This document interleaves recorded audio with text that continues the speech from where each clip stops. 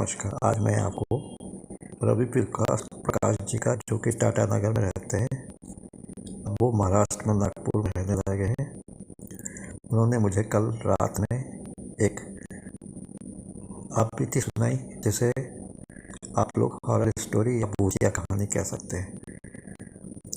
मेरा आपसे विनम्र निवेदन है कि मेरी हॉरर स्टोरियों को रात में जब आप यदि आप मतलब स्कूल जाने वाले हो या कॉलेज जाने वाले हो, तो आप जो है रात में 12 बजे के बाद आप यदि लिहाफ या कंबल लेके सोते हैं तो आराम से उसके नीचे कम साउंड पे, मतलब लीड लगा के, कान में ईयरबड्स लगा के इसको सुनिए, तो आपको और भी अच्छा लगेगा। हो सकता कुछ आपको अनहोनी हो या कुछ ऐसी बात, पैरानॉर्मल एक्टिविटीज़ आपके साथ हो, तो कृपया डरिएगा नहीं, मुझको याद कर लीजिएगा, मैं आपके पास हूँगा, है ना।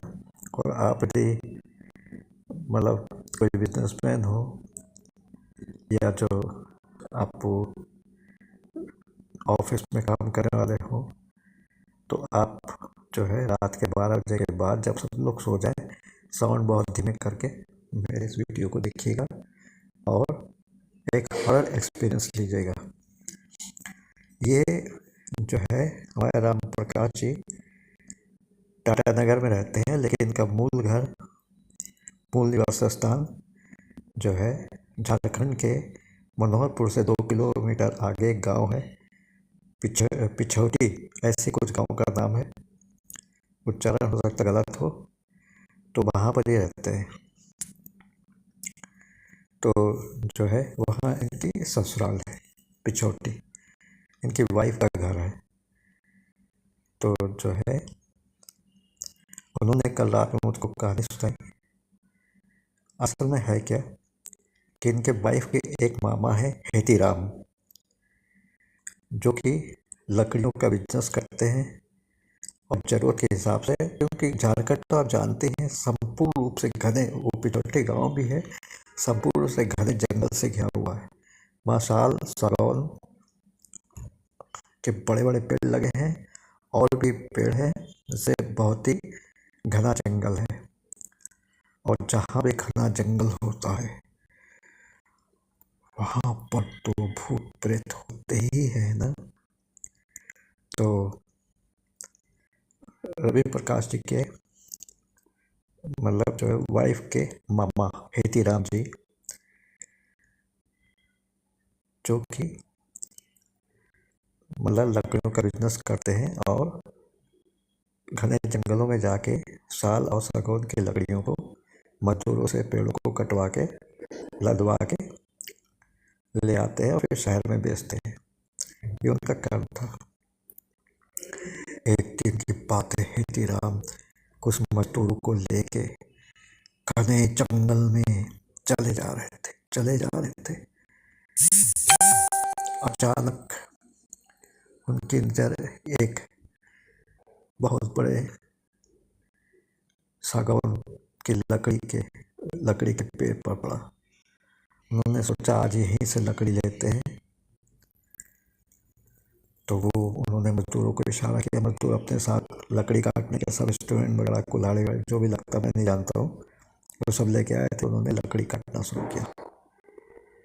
अचानक ही करके किसी औरत की आवाज सुनाई पड़ी, और वो आवाज ऐसी थी कि जैसे लगता पेड़ के ऊपर से कोई हंस रहा है।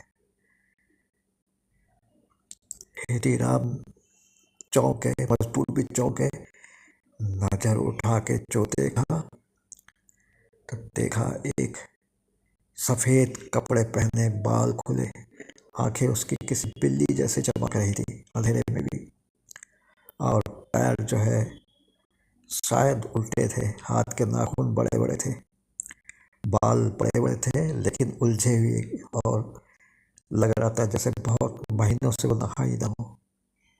बदबू भी आ रही थी और उसने बहुत भयंकर रूप से हंसी, इतनी भयंकर कि पूरा वातावरण जो है जंगल का कांप उठा। फिर वो दोनों हाथ जोड़ के हेतीराम से कहते, जीजा जी कैसे हो, भूल गए क्या मुझे? और जो है उसने ऊपर से जो सरोवर की लकड़ी का पेड़ था जिसके दंगाल पर मतलब टहनी पर बैठी थी मोटी से, अपना हाथ बढ़ाया और अपने जीजू की ओर। अरे जीजू की तो हालत, जीजू मतलब जीजा जी, जीजा जी की हालत खराब। उन्होंने मजदूरों को इशारा किया, भागो, और ठरपट ठरपट ठरपट ठरपट भागने लगे। जहाँ भी रुकते, कोई भी पेड़ होता उसके ऊपर वो चुड़ैल। कहते और चुड़ैल जो हंस के कहती है, जीजा जी काहे भाग रहे हो, मैं तो आपकी साली सुधा हूँ, मुझे पहचाना नहीं आपने? जीजा जी इतनी जल्दी भूल गए आप मुझे? और जीजा जी की हालत खराब, मजदूरों की हालत खराब, फिर दौड़े इस तरह से 4 5 6 पेड़ों पे। वो हमेशा ऐसे ही कहती, जीजा जी काहे भागे जा रहे हो, मैं तो आपकी साली सुधा हूँ।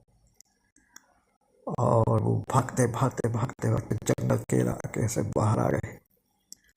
जब वो बाहर आए तो चैन की सांस ली। मजदूरों ने पूछा, क्या साहब जी काहे हम लोग को लेके भागे?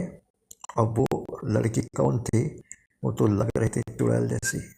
हेतीराम ने लंबी लंबी सांस ली और कहा, वो लड़की कोई नहीं, मेरी साली सुधा। कुछ साल पहले उसकी दर्दनाक मौत हो गई थी और आज वो इस रूप में दिखाई पड़ी। तो कहे, अरे बाप रे बाप। मैं तो कहे, चुड़ैल थी? अरे पहले बताते तो हम लोग और जल्दी भाग जाते। कहते, कहाँ से भागते, जो रास्ते में जितने भी पेड़ पर सभी पर तो बैठी बैठी नजर, और सभी पर हमसे कह रहे थे, जीजा जी काहे भागे जा रहे हो, और अपना परिचय भी दिया। तो सब लोगों ने जो है मतलब भगवान को धन्यवाद दिया, हनुमान जी को याद किया, और फिर उस रात में उन्होंने लकड़ी उकड़ी नहीं काटा, फिर वो अपने घर चले आए।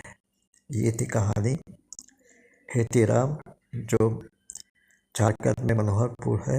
मनोहरपुर से 2 किलोमीटर आगे छोटी गांव है जो घने जंगलों से घिरा है, वहाँ की स्टोरी है। नाम मैंने बदल दिया है जिससे किसी किसी को इसके बारे में पता न चले। ये सत्य कथा है जो कि कल रात उन्होंने हमको सुनाई। दूसरी कथा खुद रवि प्रकाश जी के साथ हुआ। रवि प्रकाश जी एक बार अपने ससुराल आए थे, तो फिर जो कुछ खाने पीने के मतलब कुछ होगा, तो नाइट वॉक करने निकले, तो पहुंच गए घने जंगल में। तो उनके पास मतलब बीड़ी का बंडल तब माचिस थी, और वो घने जंगल में आगे बढ़ते गए। अचानक एक दुबला पतला बूढ़ा सा आदमी, वो कभी बूढ़ा दिखा था, कभी जवान, कभी बूढ़ा कभी जवान। ये समझ गए ये तो भैया कोई प्रेत आत्मा है जो कि मेरे सामने खड़ी है, और ये कभी जवान बन रही, कभी बूढ़ा बन रहा है, और इसका रूप कभी क्षण प्रतिक्षण बदल रहा है, छलावा भी हो सकता है। तो उन्होंने जैसे पीछे मुड़ने के लिए कदम, तो उस आदमी ने उनके कंधे को छुआ और कहा, एक मिनट। हाँ, तो मैं ये बता रहा था, एक फ़ोन आ गया था, ज़रूरी था घर से, तो सुनना। तो मैं तो वो जो है बहुत ही मतलब डर गए, और उसने कहा, ऐ बाबू, ऐ बाबू। वही की भाषा जो झारखंड की हमको आती नहीं है, उसी भाषा में बोले, का बीड़ी है क्या, बीड़ी दे तो बीड़ी पियेंगे। वो बिल्कुल जो है घबरा गए। उन्होंने जल्दी से क्या कहते हैं मतलब बीड़ी का पैकेट निकाला, उसमें से बीड़ी निकाली और उसको दी। तो उसने कहा, बाबू ऐसे नहीं, इसको सुलगा के दो। तो उन्होंने कांपते हाथों से माचिस भी निकाली, सुलगाया, बीड़ी उसको पकड़ाया, वो बीड़ी की कस लेके एकदम से गायब हो गया। तब उनको ध्यान आया कि वाइफ ने कहा था कि इस घर के आसपास जो घना जंगल है वहाँ पर एक लड़के की दर्दनाक मर्डर हो गया था और वो बीड़ी का बहुत शौकीन था। इसलिए जो भी उस रास्ते से गुजरता है जाता है तो उसको रोक के वो जो है बीड़ी की फरमाइश करता है।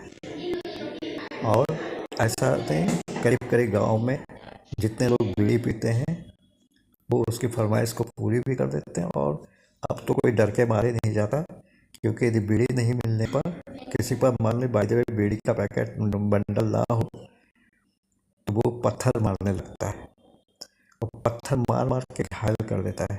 इसलिए डर के मारे अब कोई जाता नहीं है रात में उस रास्ते से, और जाता भी है तो बीड़ी और माची, बीड़ी का बंडल और माची जरूर रहता है। तो ये बीड़ी मांगने वाला भूत, ये कहानी मैंने मुझको कल रात में चंद्र प्रकाश जी ने सुनाई, जो कि टाटा नगर में रहते थे। अब जो है वो नागपुर में शायद रहते हैं, मैं भूल गया हूँ कहाँ रहते हैं, लेकिन महाराष्ट्र में नागपुर में रहते हैं और उनको नई नई नौकरी मिली है। धन्यवाद। जय हिंद, जय भारत। आप सबको ये हॉरर स्टोरी कैसी लगी कमेंट्स करके बताइएगा।